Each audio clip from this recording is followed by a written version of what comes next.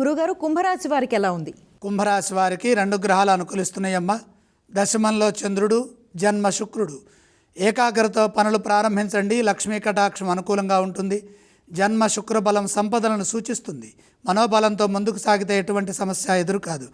పని చేయబోయే ముందు మంచి ప్రణాళికలను సిద్ధం చేసుకోవాలి. దానికి తగిన విధంగా కృషిని కొనసాగించాలి.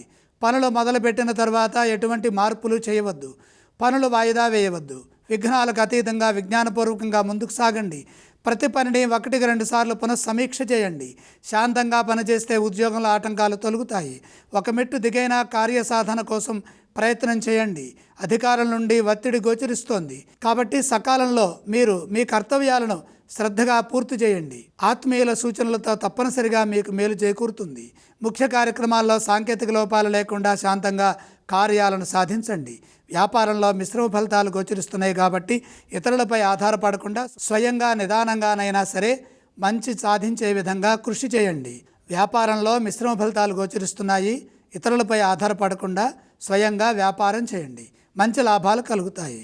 కుటుంబ సభ్యుల సలహాలు తీసుకుంటూ సమిష్టిగా కృషి చేస్తే విజయం తథ్యం. ఆరోగ్య పరిరక్షణలో తగినంత విశ్రాంతి కూడా అవసరము. ఈ రాశి వారు ఏ స్తోత్రాన్ని పఠించాలంటారు? కుంభరాశి వారు సూర్య స్తోత్రం చేయడం చాలా మంచిది. గురుగారు, కుంభరాశి వారు ఏ ఆలయాలను సందర్శిస్తే శుభ ఫలితాలు కలుగుతాయి?